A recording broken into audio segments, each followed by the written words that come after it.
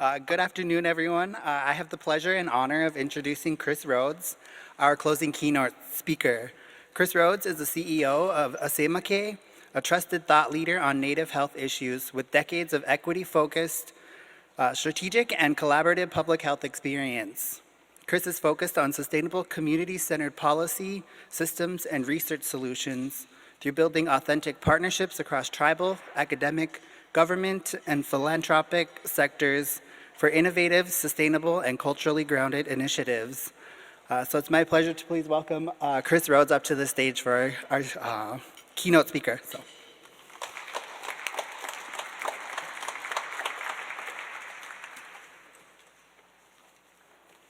Bonjour, Anin, everyone. What an honor it is to be here today with you all and in this room. It's been so great to be back with people, like real people, people that I've met only in Zoom calls for the last 2 years, and to be in person has just been incredible. My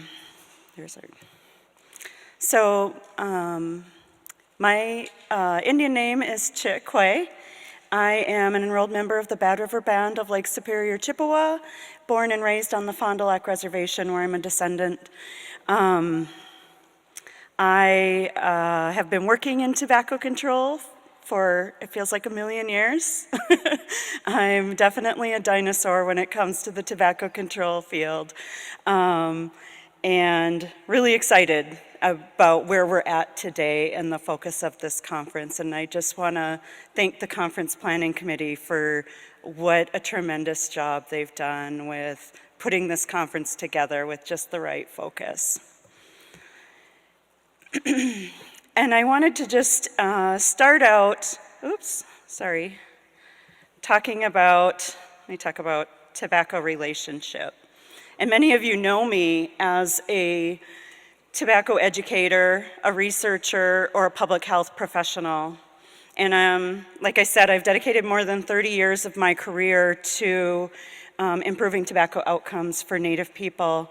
I've done it from many different perspectives. As a community health educator for my tribe at Fond du Lac, I started a lot of the tobacco programs that are there, and that they continue to thrive today, and it's just exciting to see. As a policy advocate, as a researcher, as a nonprofit leader, and now as a community consultant with my company, Asemake, which means she works with tobacco. Tobacco is a big part of my identity. And I'm really nervous. It's really hard to be up here in front of all of these people that I love and admire and do not want to mess up in front of.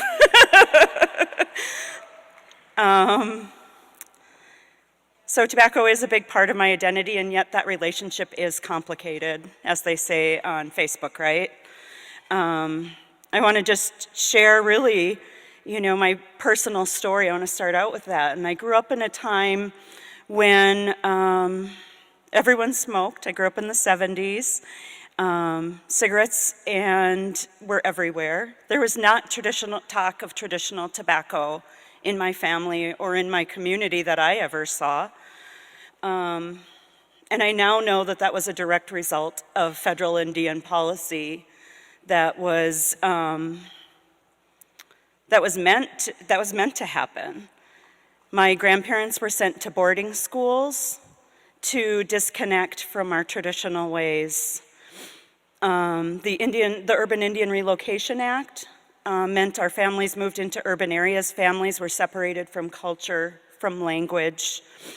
And these policies and many others really changed everything about parenting in our communities, our cultural connections, and especially with ceremonies and the use of tobacco. The Indian religious codes of 1883, is that the right year? 1883? That's when basically our people, tobacco is everything in our ceremonies, as you've heard here and as many of you have known, but our people were forced to use commercial tobacco in these ceremonies as a way to hide in plain sight. And it wasn't until 1978 when the Indian Religious Freedom Act was passed. I was 9 years old at that time. And that was the first time we were really allowed to use traditional tobacco use in our ceremonies.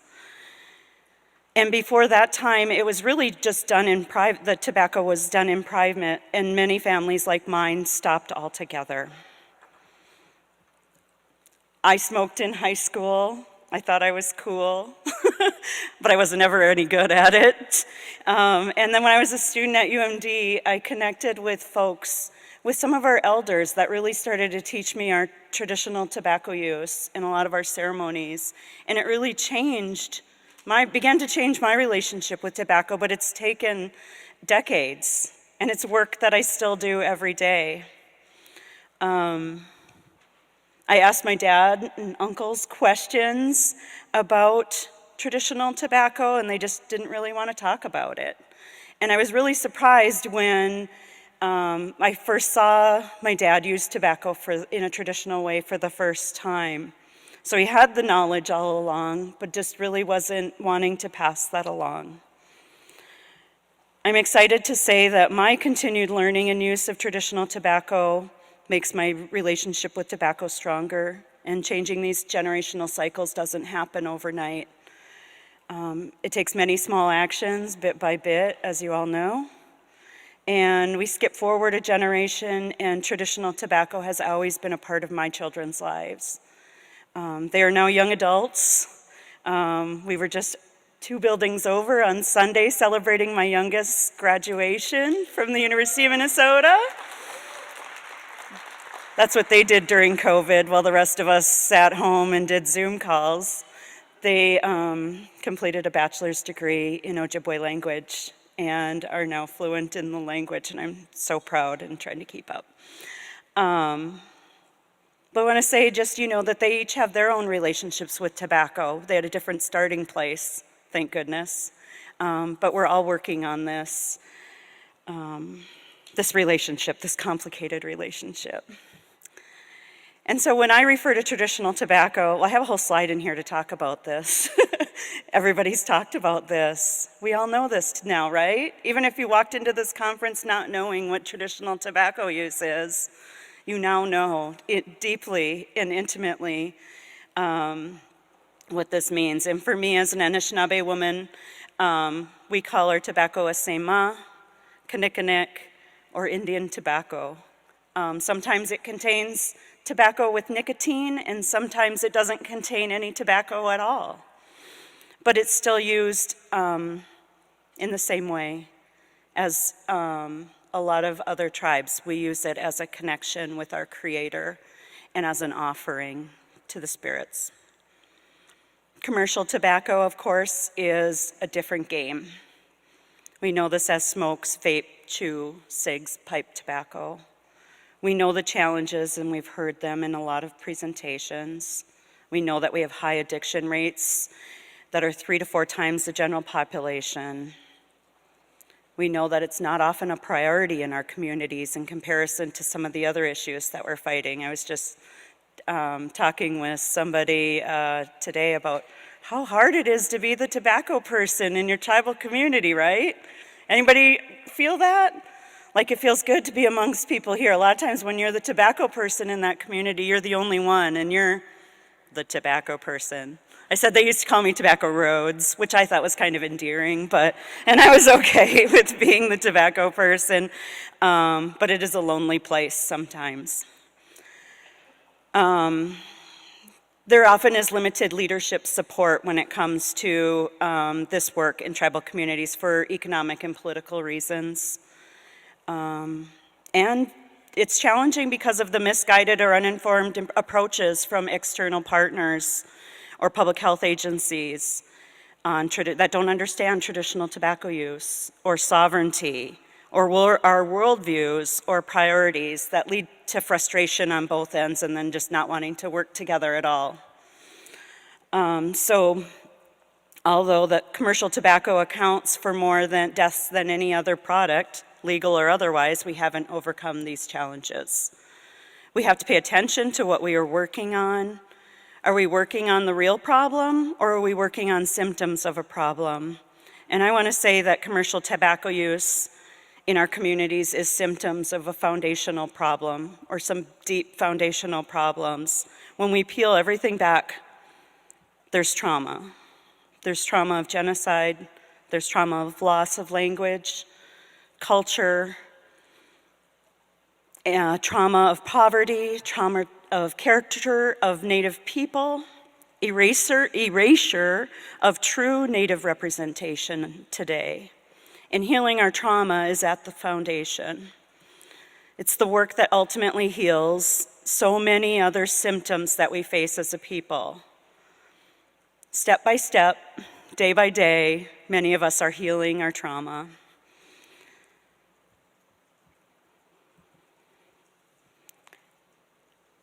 So can we all agree that we don't want to prevent or control tobacco?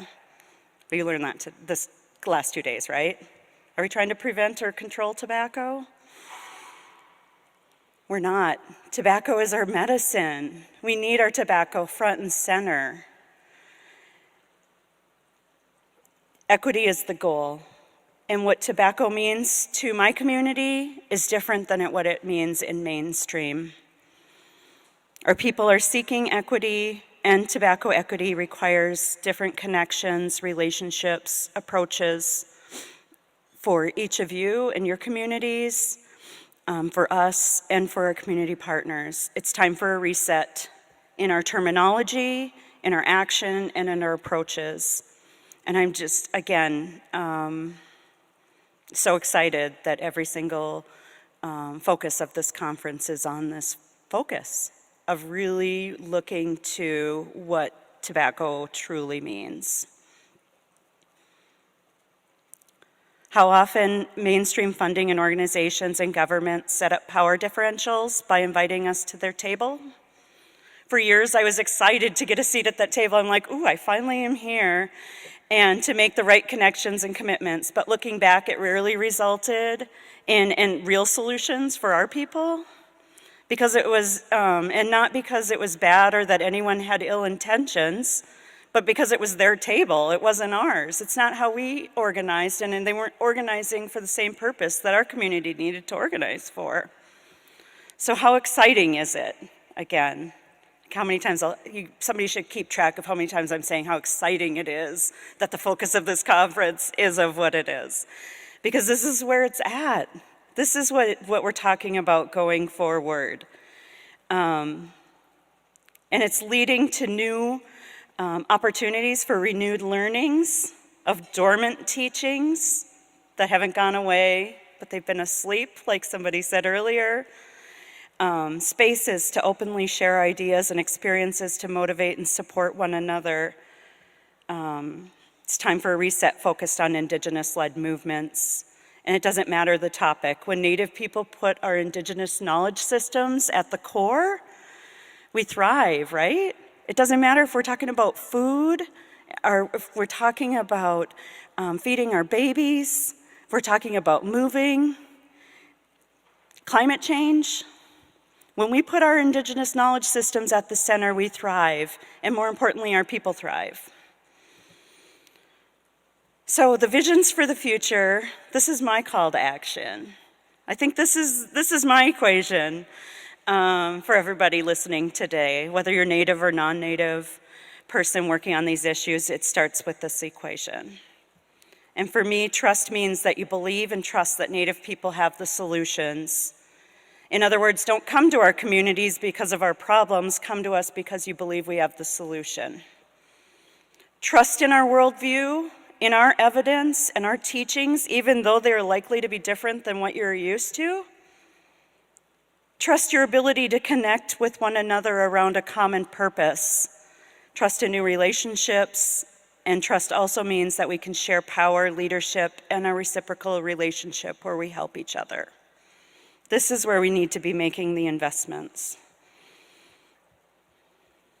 Even the youth in the video we saw earlier, they talked about this. It was exciting to see. So when I think about the visions for the future, when I think about tobacco going forward. I'm thinking about our indigenous-led, our community-focused, focused on healing, and focusing on future generations. And we're recognizing that nicotine addiction is a symptom of deeper underlying issues, and that commercial tobacco addiction is really a way of self-medication to deal with these issues. But there are other ways that we can work to trust in the importance of restoring tribal practices, languages, land, and ways of life. So my visions for the future are really looking to traditional tobacco, reclaiming our teachings, protecting and promoting use, restoring that availability, making sure if we're talking about using traditional tobacco use that we have tobacco to use that doesn't come from a commercial store or product. With commercial tobacco, we still need to work in our communities with cessation. We have high rates of smoking, of addiction, and our people need support to be able to quit this addictive product. Need work on changing norms, and there are all kinds of policy options all around us. Our tribal leaders can use and do use sovereignty to really make these changes for the health of our people. And so our solutions are all around us. We have unique opportunities, and we can start with identifying where the readiness is, organizing your people, find your people, organize them. You all know your communities. It's so exciting to talk with you. I've talked with several of you and just talking about, you know what works. You know how to talk to people. They're not going to listen to me or anybody else coming in the community, but they're going to listen to you, and you know the right people to talk to. Trust that you know what needs to be done. You got this. I see it. And so I'm just, again, honored to be here in front of so many people that I love and admire. I've shared what I've seen and learned along my journey. And, but the best part really is looking out here and seeing so many leaders, seeing so many of you just with that passion and just fired up and ready to keep doing this work. And if you need a little support, hopefully you've met some people today that you can send a quick text to, send a note, send an email, call somebody up, say, oh my gosh, I'm struggling with this right now. That's what it's about. We need to support one another no matter where we are. And so I really encourage you to do that. Leave here in a good way and share what you've learned. So with that, I want to say miigwech. Have a great day. Safe travels home.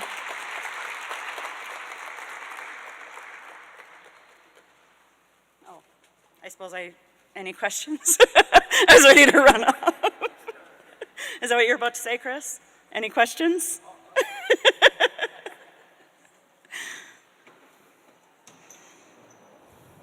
No questions. Everybody's ready to roll. What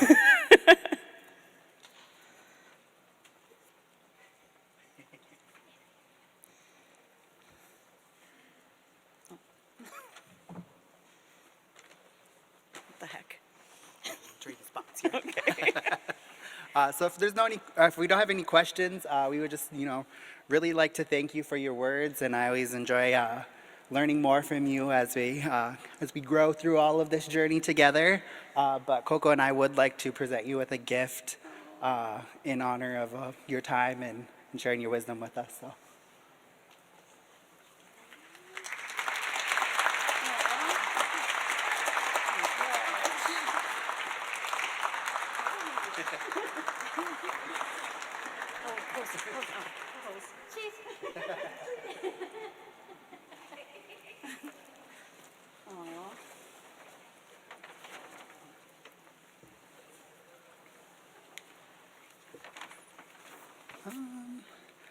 All right, so can we just get another round of applause for Chris?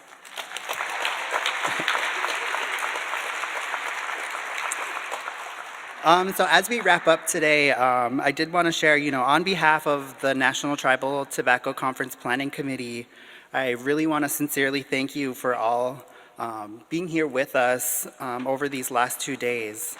Whether you're in person or joining us remotely, we're so glad that you took the time to be with us. Before we begin our closing ceremony, I did want to take this opportunity to remind everyone that we will have a survey coming out shortly for the 2-day evaluation. So please take a few minutes to complete that for us, and we really appreciate it. Like I mentioned before we begin our closing ceremony, I believe we are waiting for our presenter who will do the closing, but I wanted to remind everyone that as we wrap up today, our work is never ending. This work is never done, so please take advantage of the networking list to connect with folks who you've met and the folks who maybe you didn't get to meet. Reach out to each other and keep these conversations going. I want to thank our supporters again. This event would not be possible without support from Dr. Dorothy Hatsukami, the Forster Family Chair in Cancer Prevention, the National Native Network, the National Institute on Minority Health and Health Disparities, the American Indian Cancer Foundation, the Robert Wood Johnson Foundation, and the Masonic Cancer Center. So can we get an applause for all of our sponsors and folks?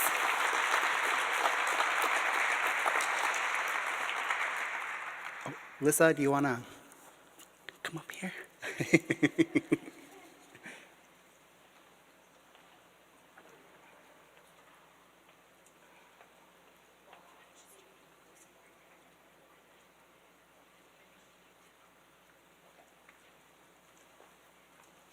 So like I mentioned earlier, our person who we had for the closing is not here yet, so I will just close us out with a quick prayer, and we can end a little bit early today. So just wanted to thank the Creator for bringing us together over these past 2 days. I really hope that our Creator can watch over us as we travel home and venture back to our communities and watch over our families who have allowed us to come to this event and be here both in person and virtually. So just watching over all of us and guide us in our work and keeping our tobacco sacred in all of our efforts in this journey. So Pidamya. And so also in closing, we ask you to gather up all of your belongings and depart from this main space. The venue has another event after this afternoon that they need to prepare for, so they're giving us the boot. So for our in-person attendees, you're invited to head outside if you want to continue to mingle. But as of now, we round out these last 2 days filled with sharing, learning, and collaboration, and we're pleased, to have you all here. So, and that's it.